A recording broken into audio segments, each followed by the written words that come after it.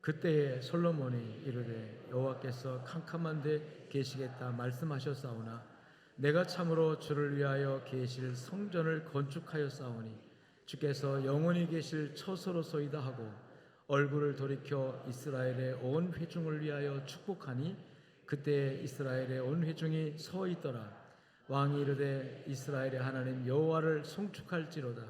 여호와께서 그의 입으로 내 아버지 다윗에게 말씀하신 것을 이제 그의 손으로 이루셨도다. 이르시기를 내가 내 백성 이스라엘을 애굽에서 인도하여 낸 날부터 내 이름을 둘 만한 집을 건축하기 위하여 이스라엘 모든 지파 가운데에서 아무 성읍도 택하지 아니하고 다만 다윗을 택하여 내 백성 이스라엘을 다스리게 하였노라 하신지라.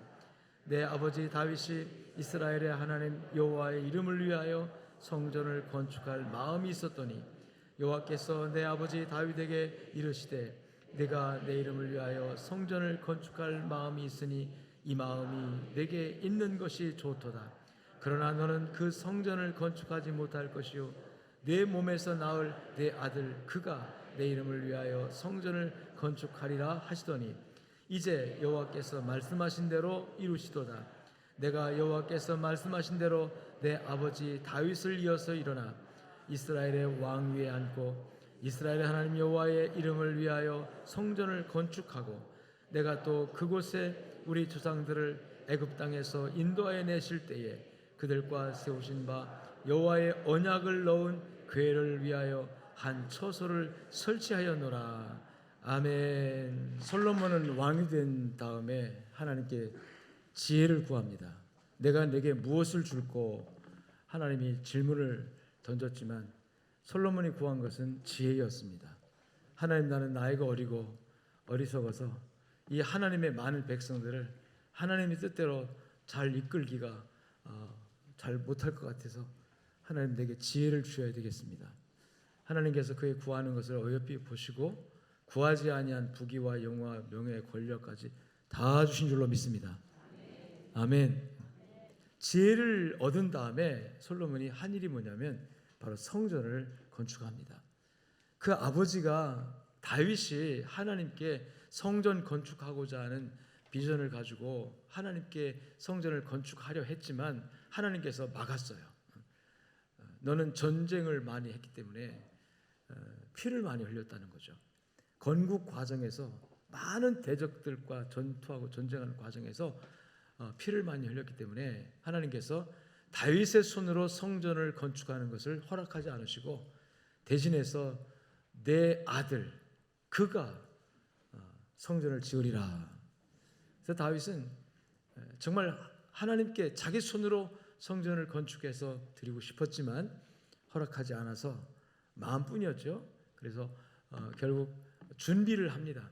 재정을 준비하고 그리고 설계를 하고 다 준비해 놓은 다음에 이제 세상을 떠나면서 아들에게 솔로몬에게 유언을 하고 죽습니다. 그래서 솔로몬은 왕이 된 다음에 자기의 1차 우선 하는 일로 자신의 아버지가 자신에게 유업으로 물려준 유언으로 물려준 성전 건축의 대사명을 감당하게 되는데 오늘 8장 열왕기상 8장의 말씀이 성전을 다 건축한 다음에 마지막으로 이 지은 성전 안에 하나님의 법궤를 모시는 일을 합니다. 1절부터 11절까지가 그런 내용입니다.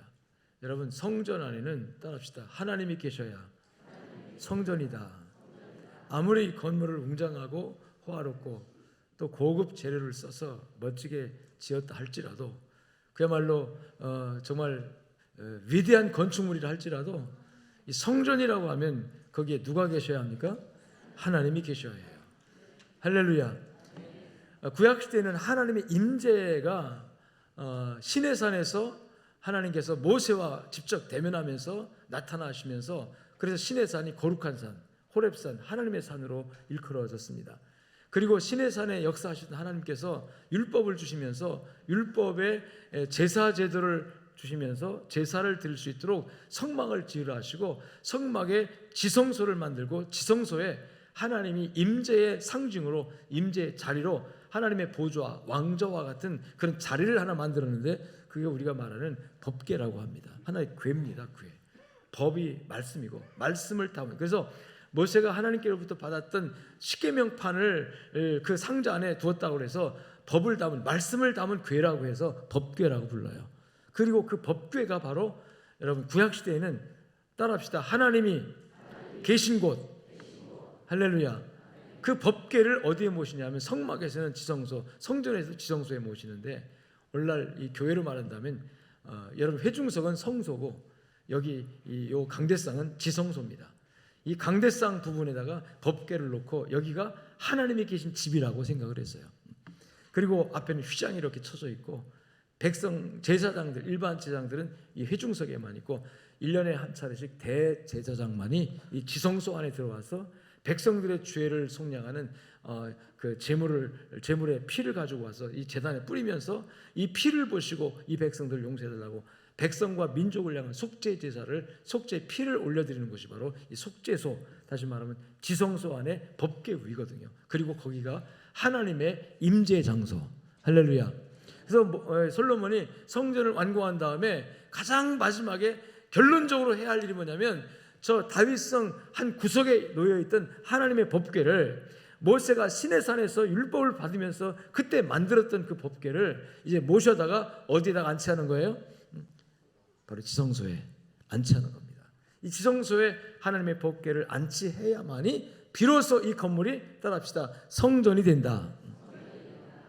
그래서 건물보다 중요한 것이 뭡니까? 법궤예요. 법궤. 그리고 이 법궤가 의미하는 것은 따라합시다. 하나님의 임재. 할렐루야. 자, 하나님의 임재의 상징인 법궤를 이 제사장들이 매다가 지성소 안에 딱 안치했는데 여러분 그 순간에 법궤를 안치하는 순간에 이 법궤는 사람들이 손으로 만든 거잖아요.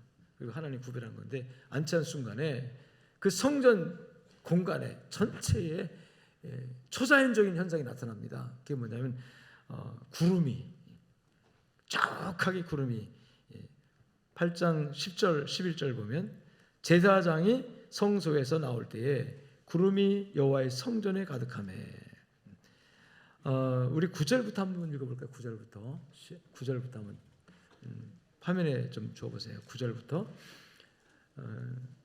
그 궤 안에는 두 돌판 외에 아무것도. 돌판이 뭐죠? 돌판이 십계명판이에요. 그래서 십계명은 말씀이 기록되어 있기 때문에 말씀을 담은 궤라고 해서 이걸 뭐라고 불러요?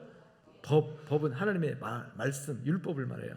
율법을 담은 법궤다 그래가지고 괴다 그래서 법궤라고 부르는데 그 괴를 솔로몬이 자기가 지은 성전 지성소에 딱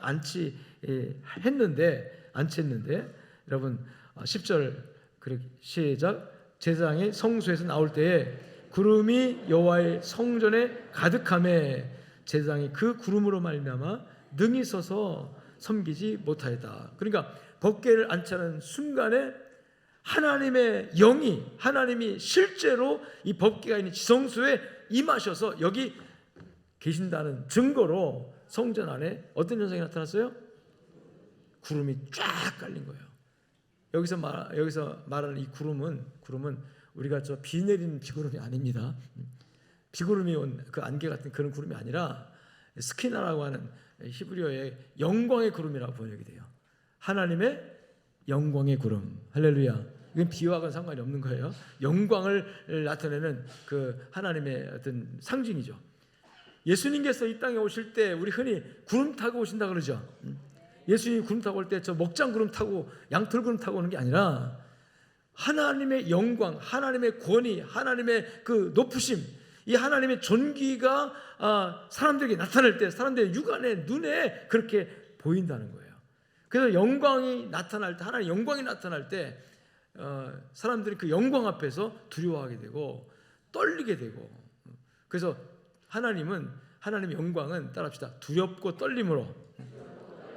그러니까 제사장들이 법궤를 딱 안치하는 순간에 하나님의 임재가 나타나니까 하나님이 임하는 그 자리에 하나님의 영광이 보여지는 거예요. 눈으로. 어떻게 보여줬어요? 구름으로. 할렐루야. 그러면 이스라엘 백성들이 애굽에서 나와서 가나안 땅에 가는 그 광야에 하나님께서 앞서 가시면서 인도하셨죠. 무엇으로? 구름으로. 할렐루야.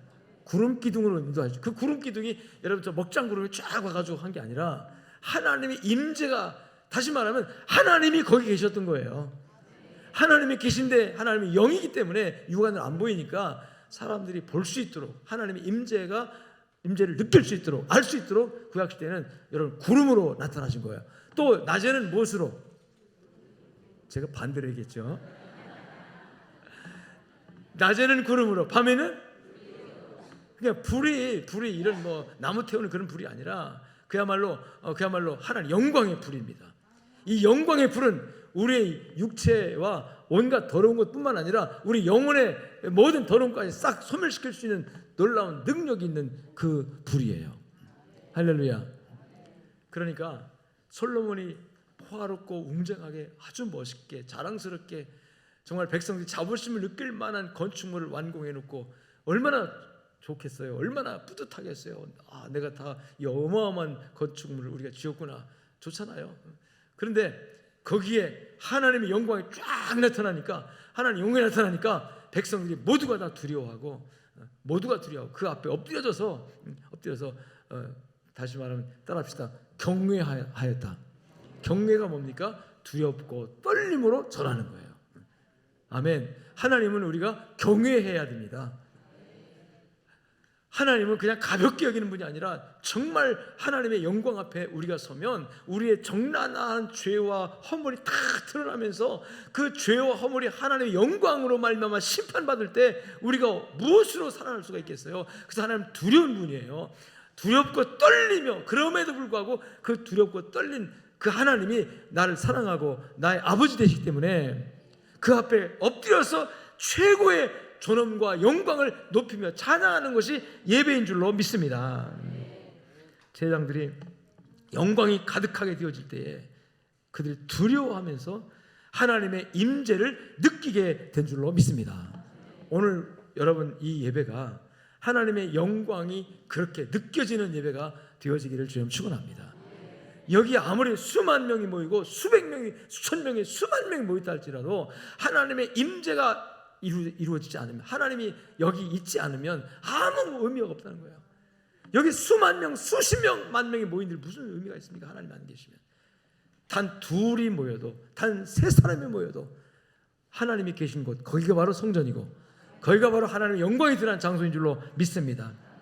그러니까 솔로몬이 성전을 건축한 다음에 이 외형적인 건축물도 호화롭고 아름답고 멋지고 자랑스럽지만 지금 여기에 누가 오셨어요? 누가 오셨어요? 하나님이 오셨다. 하나님의 임재가 지금 증명된 거예요. 영광의 구름으로. 할렐루야. 솔로몬이 얼마나 감격스러웠겠습니까? 자기가 이 외형적인 건축물을 완공한 것도 감격스럽죠. 와, 이거 내가 지었구나. 뭐 그렇게 감격스러워했을 거예요. 야, 이거 우리가 지었구나. 우리 국민들이 지었구나.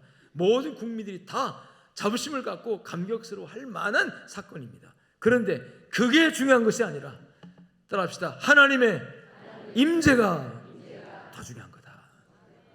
솔로몬이 감격스러워서 이 건축을 하기까지, 이 성전을 지키기까지 어떤 동기, 어떤 이유에서 이 성전 건축을 시작했는지, 그리고 어떻게 했는지에 관해서 연설을 합니다. 백성들 앞에. 하나님의 영광이 쫙 이 성전 안에 가득하니까 백성들이 저 마당에 모였을 거 아닙니까? 그 마당에 서서 백성들 앞에 일장 연설하는 내용이 바로 12절부터 오늘 21절까지 나온 내용이에요. 요 21절까지 솔로몬은 이 건물을 보면서, 눈에 보이는 건물이잖아요. 근데 이 눈에 보이는 이 웅장하고 아름다운 이 건물, 우리가 땀 흘려서 우리 돈 내가지고 이 백성들이 힘을 합해서 하나님께 지은 이 성전 건축, 이 성전 건축 얼마나 자부심이 정말 높아지고 얼마나 자랑스럽고 또 기쁘고 행복하고 그러겠습니까만은, 솔로몬이 여기서 말할 때 이 건축 과정에서 쭉 역사를 얘기하면서 네 가지 중요한 것들을 지적을 하는데, 따라합시다. 이 건물보다, 외형적인 모습보다 더 중요한 거, 그게 무엇일까요, 여러분? 이미 답이 나왔죠. 따라합시다. 하나님의 임재. 할렐루야. 여러분, 우리 양접교회 성도들이 여기 모여 예배하는 이 자리에 하나님의 임재가 없으면 아무 의미 없어요. 하나님이 나타나셔야 합니다.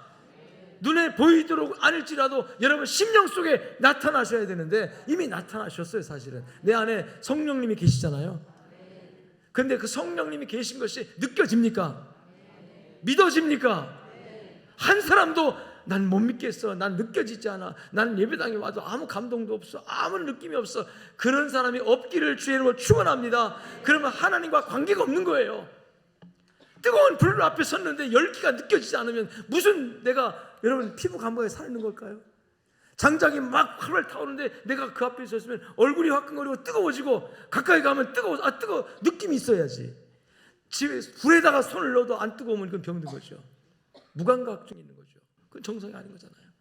오늘 하나님께서 이 자리에 임재하시고 여러분 우리가 하나님의 임재하심이 느껴지기를 주님 축원합니다. 아니 그런데 느껴질 수밖에 없는 것은 이미 여러분 안에 예수 그리스도가 성령을 통해서 임재하십니다. 그 임재의 증거가 뭐냐면 예수를 믿고 있다는 거예요. 지금 하나님을 믿고 있다는 거예요. 천국 지옥이 믿어진다는 거예요. 성경 말씀이 하나님의 말씀이라고 왜 그런지는 모르지만 그냥 믿어진다면 여러분 안에 성령이 불이 있는 겁니다.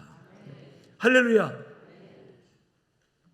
이 솔로몬이 이 위대한 건축물을 완공한 다음에 백성들 앞에 다시 한번 그 건축 과정에서 무엇이 중요하느냐를 여러분 네 가지를 이렇게 우리에게 보여주는데 첫 번째가 뭐냐면 따라합시다. 선택받았다는 것. 할렐루야. 열왕기상 8장 16절 내가 내 백성 이스라엘을 애굽에서 인도하여 낸 날부터 내 이름을 둘 만한 집을 건축하기 위하여 이스라엘 집파 가운데서 아무 성읍도 택하지 아니하고 다만 따라합니다. 다윗을 택하여. 이게 솔로몬이 한 얘기지만 이미 하나님께서 자기 아버지 다윗에게 했던 말을 솔로몬이 가져와서 지금 백성들에게 전해주는 겁니다. 그 말 가운데 우리의 아버지를 택하신 하나님, 그 아버지가 누구죠? 다윗이잖아요. 다윗. 하나님께서 어떤 지파의 어떤 성읍을 택하지 않고 이 솔로몬이 뭐라고 말하냐면 다윗을 택했다. 이게 무슨 뜻인가 생각할지 모르겠지만 여러분 하나님께서 사람을 택할 때요 어떤 성읍을 택하면 그 성읍 안에 나와 관계없을 수도 있어요.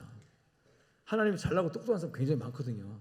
여러분 하나님 나라의 일을 하시려고 전주를 택해서 하나님 일 하시려고 할 때 나와 무슨 관계가 있을까? 물론 전주 안에 나를 택할 수 있겠지만 나 아닌 나보다 잘나고 나보다 똑똑하고 나보다 실력인 사람 전주 안에 있을까요? 없을까요?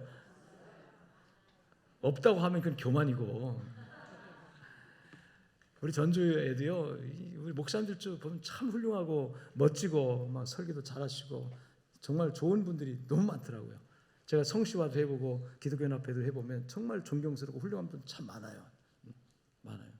근데 하나님께서 그 많은 목사님 중에서 양정교회를 위해서 나를 택하셨다는 건 나는 얼마나 감사한지 모르겠어요. 양정교회 선교하는 교회를 만들기 위해서 박지신 목사 택하지 않으시고 하나님께서 딴 목사님 택하셨으면 하나님 하시겠어요? 안 하시겠어요? 하시죠. 할렐루야. 근데 나는 상관이 없는 거잖아요. 솔로몬이 그것을 생각한 거예요.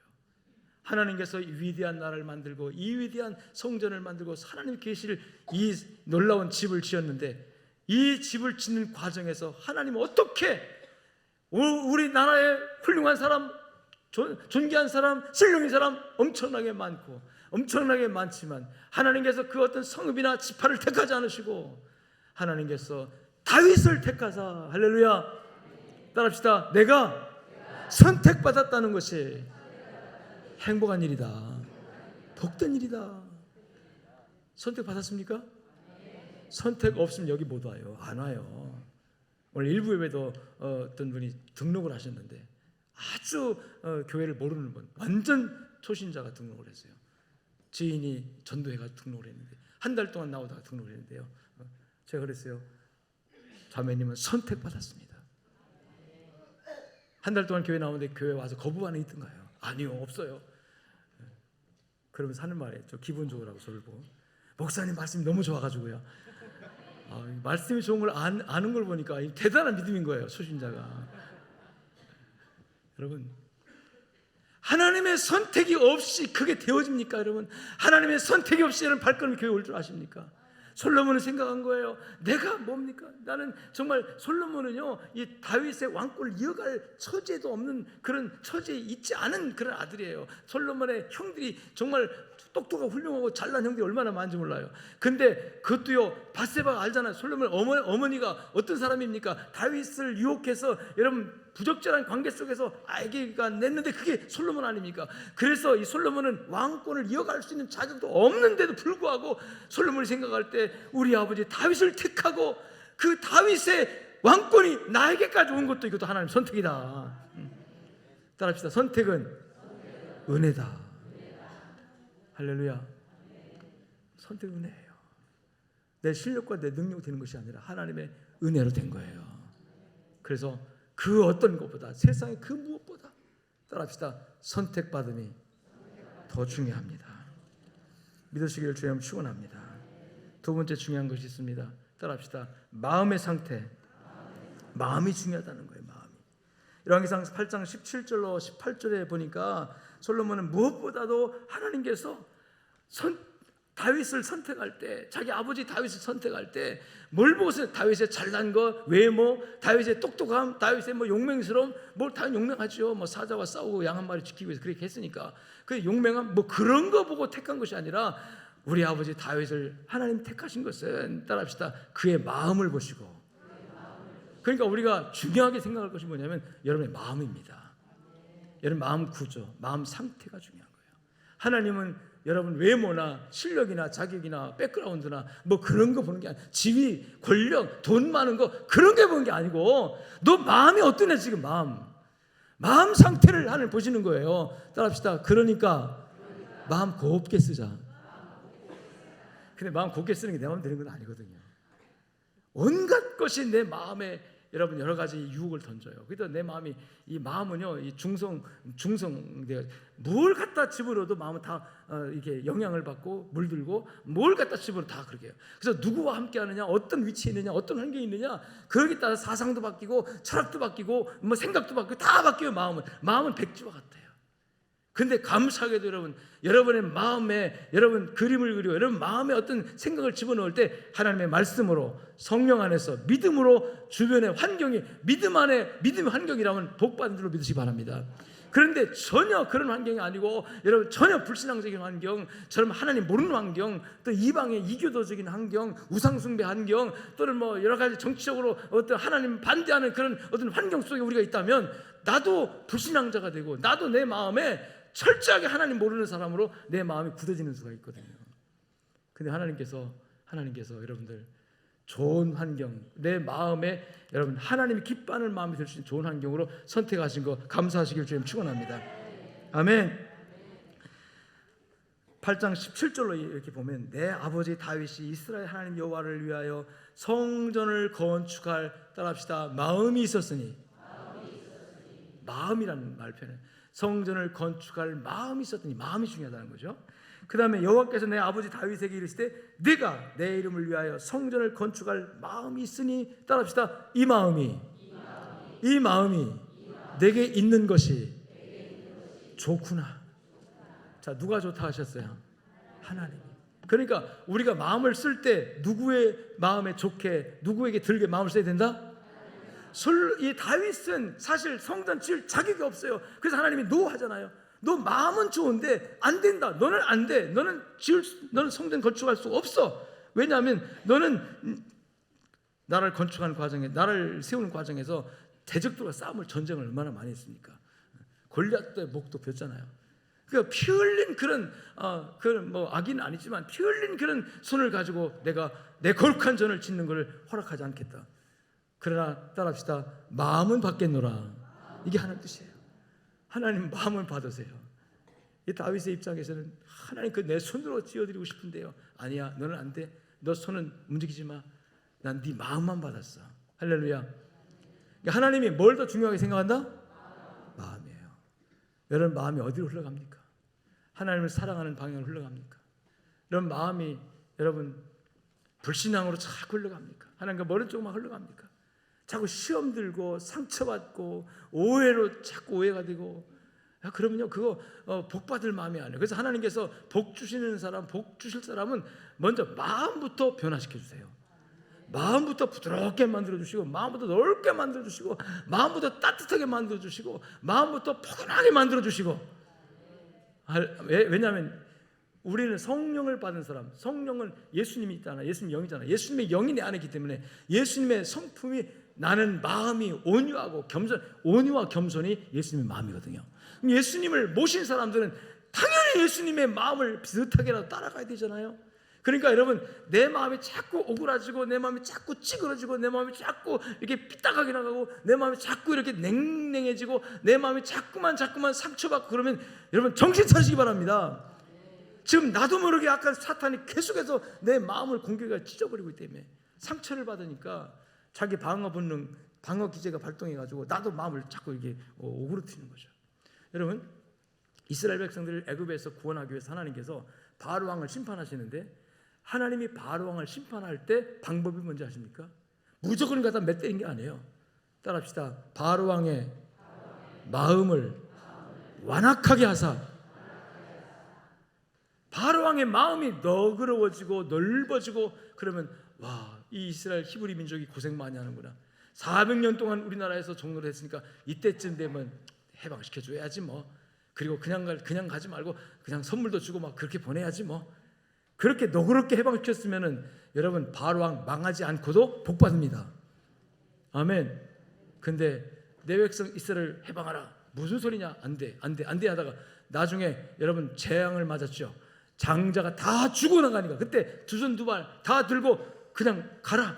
그래서 해방시켰지만 결국 홍해바다에까지 또 쫓아와서 여러분 그 자기가 해방시켜 취소하려고 하다가 그 바알 왕이 홍해바다에 수장도 죽습니다. 그리고 그 왕조가 무너지고 말아요. 정권이 바뀌어버리고 맙니다. 여러분, 우리 마음이 복받을 마음은 따라합시다. 열려진다, 따뜻해진다, 부드러워진다, 겸손해진다, 포근해진다. 아멘. 그런데 저주받고 심판받을 마음은 하나님이 강하게 그 마음이 오그라지게 만들어요. 그 마음이 자꾸 쪼그라지게 만들어요. 그래서 무엇도 이해하지 못하게 만들고 오해하게 만들고 자꾸 마음속에서 자꾸 오해를 막 만들어내요. 그런 현상이 자기도 모르게 왜 나의 마음이 이렇게 자꾸 내 마음이 자꾸 상하지? 왜 내 마음이 자꾸 이렇게 자꾸 좁아지지? 나도 모르게 왜 그러지? 그럴 때는 정신 차리시기 바랍니다. 사탄이 주는 그게 시험이에요. 하나님은 성령은 여러분의 마음을 따뜻하고 포근하고 온유하게 만들어 주시는 줄로 믿으시기를 주님 축원합니다. 왜? 성령님이 내 안에 계시니까. 성령님의 성품이 온유와 겸손이니까. 할렐루야. 그래서 시편 37장 11절에 보니까 온유한 자들은 땅을 차지하며 풍성한 화평을 즐거워하리로다. 온유한 자가 어떻게 된다고요? 땅을 차지하며. 이 시편 37편의 말씀을 예수님께서 가져다가 마태복음 5장 5절에서 온유한 자가 복이 있나니 땅을 기업으로 받을 것이요. 할렐루야. 온유한 사람, 마음이 따뜻한 사람, 마음이 넓은 사람, 마음이 부드러운 사람. 할렐루야. 양정교회 성도 여러분, 여러분의 마음이 온유하게 되면 축복받습니다.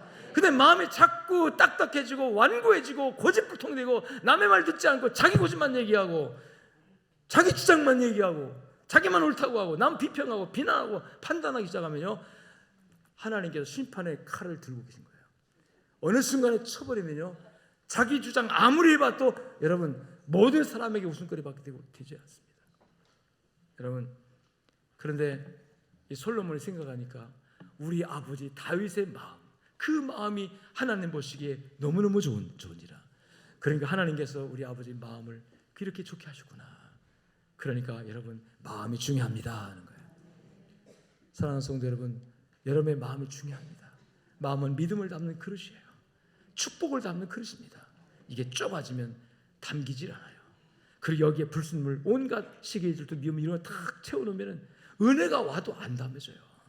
은혜가 와도 성령께서 오셔서 성령의 불로 그 온갖 쓰레기 같은 건 다 치우시고 소멸시키시고 태우시고, 하나님께서 은혜를 베푸사 넓고 부드럽게 만들어서 여러분 사람을 품을 수 있는 마음 되게 되시기를 주님 축원합니다.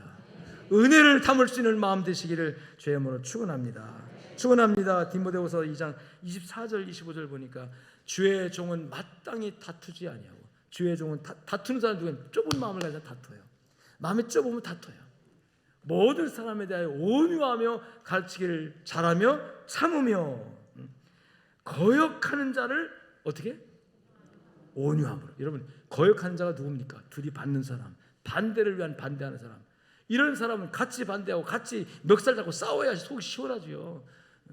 거역하는 사람도 어떻게 하고?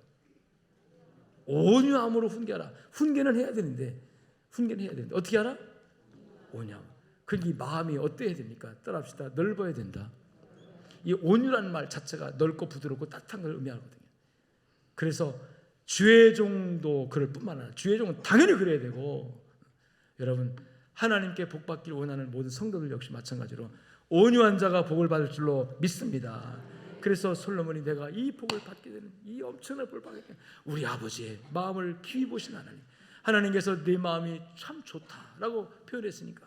그리고 여러분 사도행전 13장 20절에 보니까 하나님께서 다윗을 만나니 다윗이 하나님 마음에 합한지라.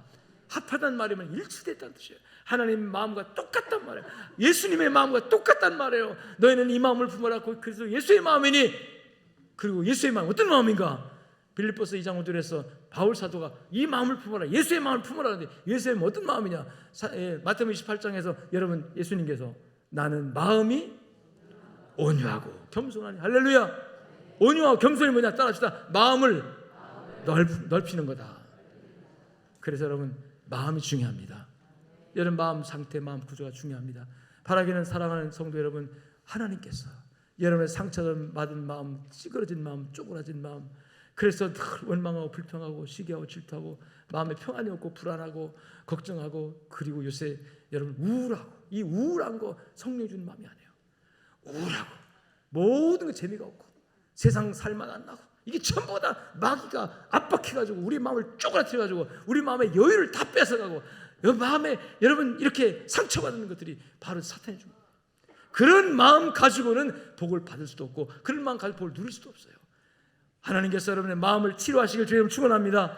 성령의 위로와 능력이 여러분의 심령에 충만하게 나타나기를 주님 축원합니다. 따라합시다. 마음이 중요합니다. 하나님께서 그 마음을 열어서 은혜 가득하게 채워주실 줄로 믿습니다. 세 번째 따라합시다. 충성이 중요합니다. 사명과 충성. 사명에 따른, 다시 말하면 사명감을 느끼고 있느냐, 그리고 느낀 사명감에 따라 충성하느냐인데요. 열왕기상 8장 20절로 21절에 보니까 이 솔로몬이 자신이 이 성전을 건축한 이 사건에 관해서 얘기할 때 이렇게 계속 반복적으로 말하는데, 여호와께서 말씀하신 대로, 여호와께서 말씀하신 대로. 할렐루야. 여러분, 언제 하나님께서 솔로몬에게 너 성전 건축하라 말씀했어요, 안 했어요? 안 했습니다. 그런데 솔로몬은 여호와께서 말씀하신 대로. 자, 다윗에게 하나님께서 성전 건축하라 요구하셨습니까? 안 했어요. 다만 다윗이 자기의 왕궁을 호화롭게 짓고 그 좋은 왕궁에서 살다가 보니까 문득 자기 왕궁의 저 구석에 하나님의 법궤가 다 떨어진 천막에 쌓여가지고 바람에 휘날리고 있는 그 낡은 천막 안에 있는 하나님의 법궤를 보고 양심 찔렸어요.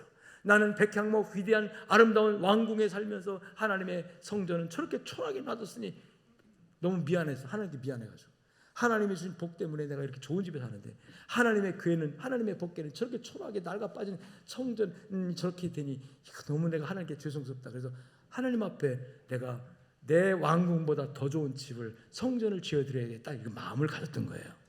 하나님이 그 마음을 보시고 네 마음이 좋도다 하신 거예요. 할렐루야.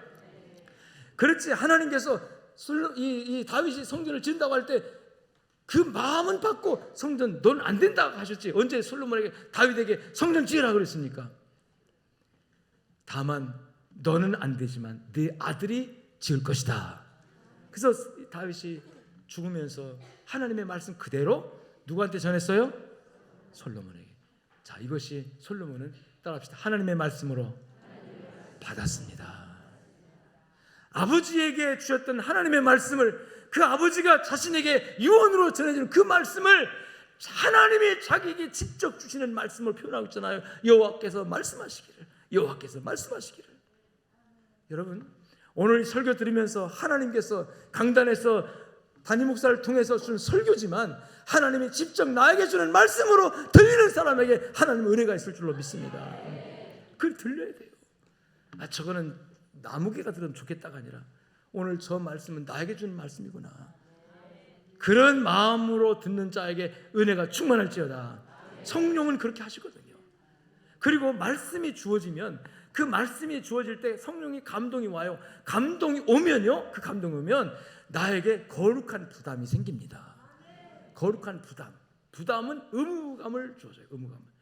하나님께서 오늘 저렇게 말씀하시는데 이거 나에게 준 말씀이구나.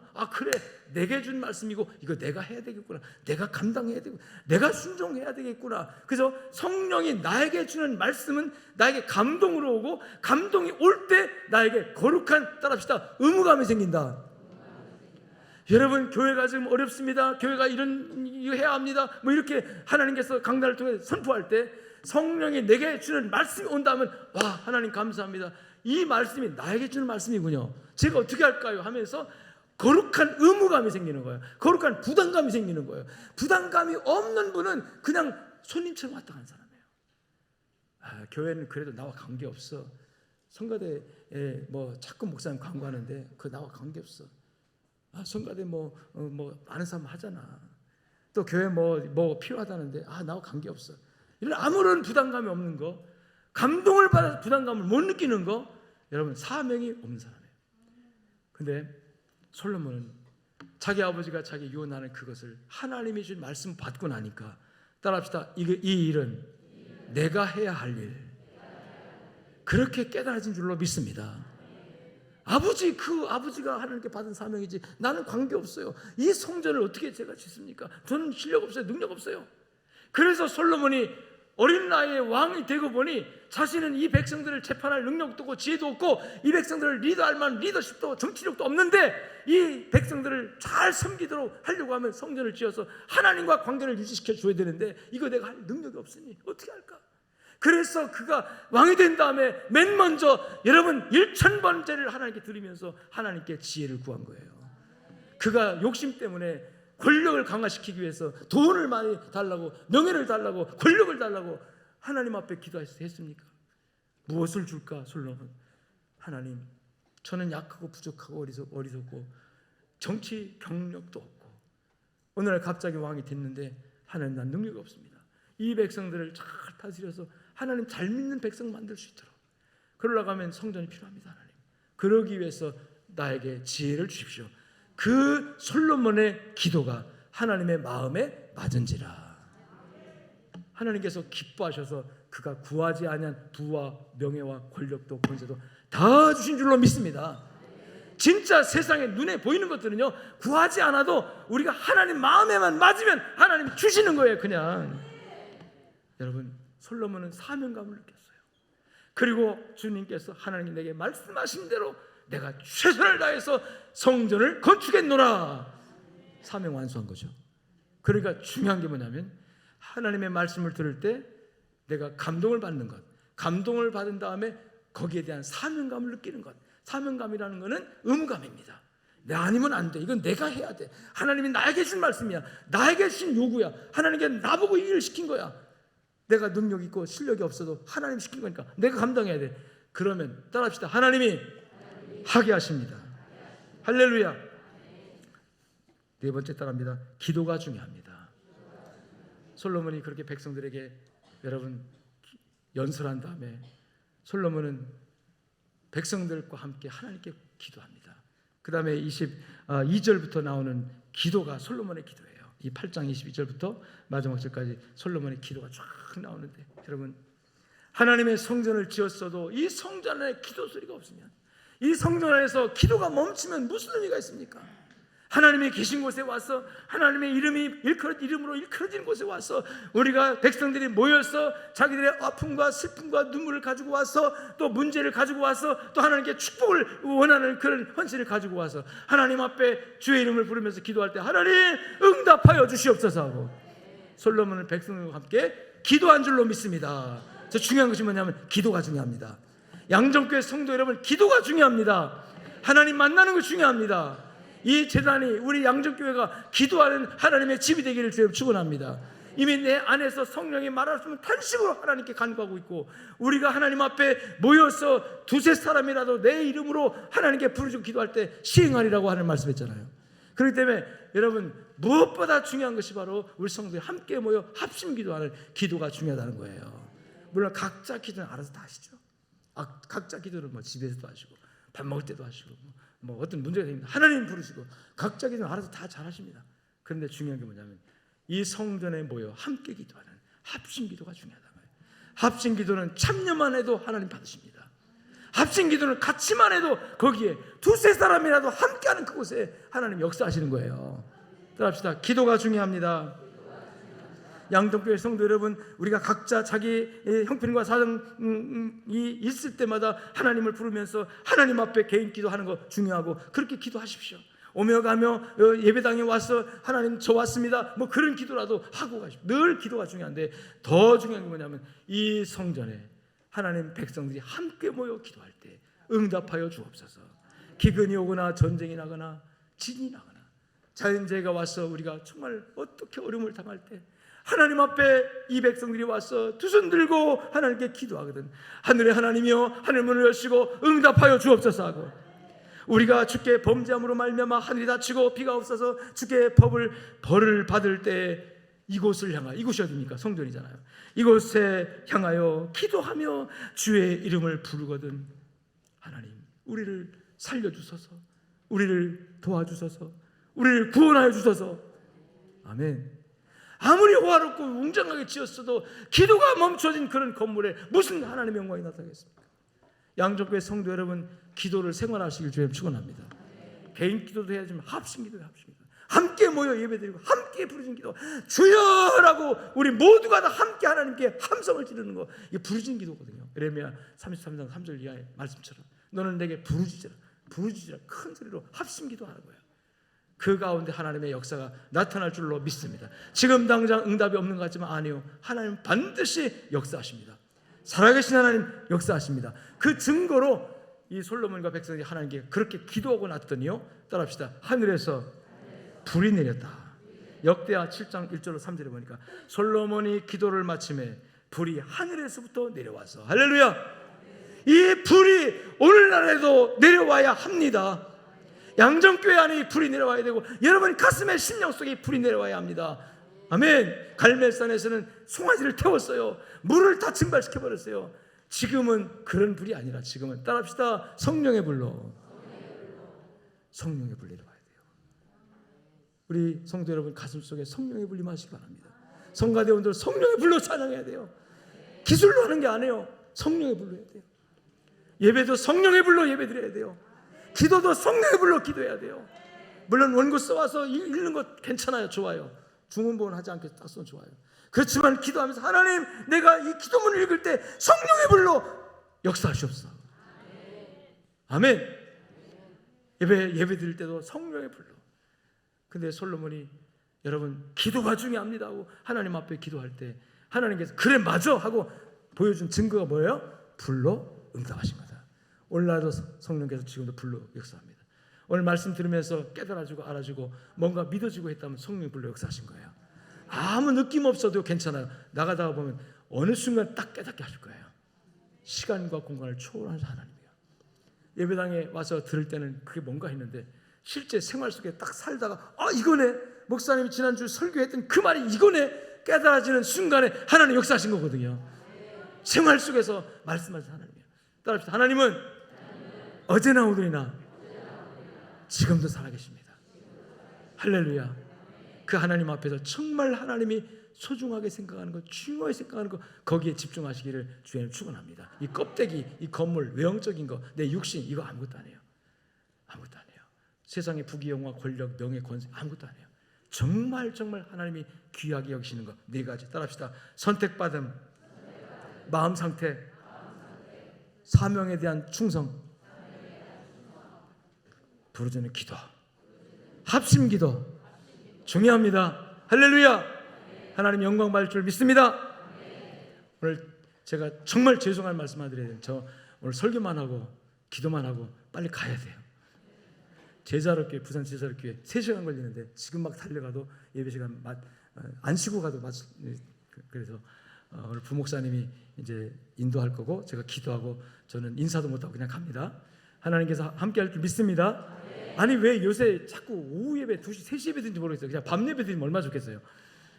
밤 예배 우리 교회처럼.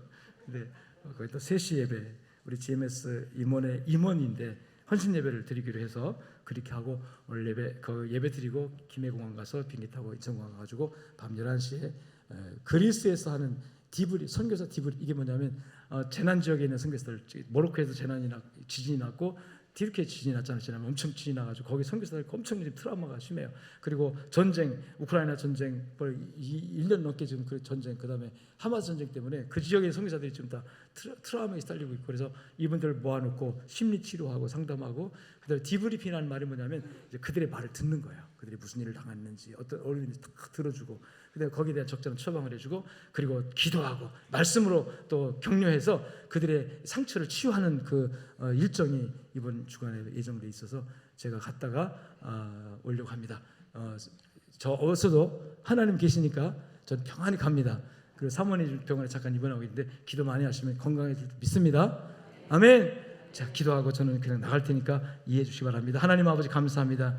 오늘 주님 주신 말씀 붙들고 세상에 나가서 정말 성령의 능력과 하나님 영광을 경험하는 우리 성도들 되어지도록 도와주시옵시고 하나님 아버지 또 헌금을 준비해 드릴 텐데 이 헌금에 축복하셔서 그 정성을 준비한 마음과 정성과 믿음과 눈물이 담긴 저들의 땀이 담긴 이 헌물을 하나님께 드릴 때 받아주시고 천국 창고에 쌓아서 만배로 갚아준 축복이 되게 하여 주시옵시고 우리 성도들 한 주간 살아가면서 정말 하나님의 임재를 느끼고 이 험한 세상 어둡고 캄캄한 이 환경 속에서 하나님 때문에 행복하고 하나님 때문에 기쁘고 하나님 때문에 용기를 잃지 않고 아버지 환경을 헤쳐나갈 수 있는 능력이 주어지도록 도와주시옵소서. 영광받아 주시옵소서. 이 모든 말씀 우리 주 예수 그리스도의 이름으로 축복하고 기도 올리옵나이다. 아멘. 이제는 살아계신 우리 주 예수 그리스도의 은혜와 하나님 아버지의 무한하시고 극진하신 사랑과 성령님의 위로 교통 충만 역사하심이 말씀을 붙들고 나가는 모든 주의 백성을 머리 위에 저들의 가정과 삶 현장 속에 이제로부터 영원토록 함께 있을지어다. 아멘.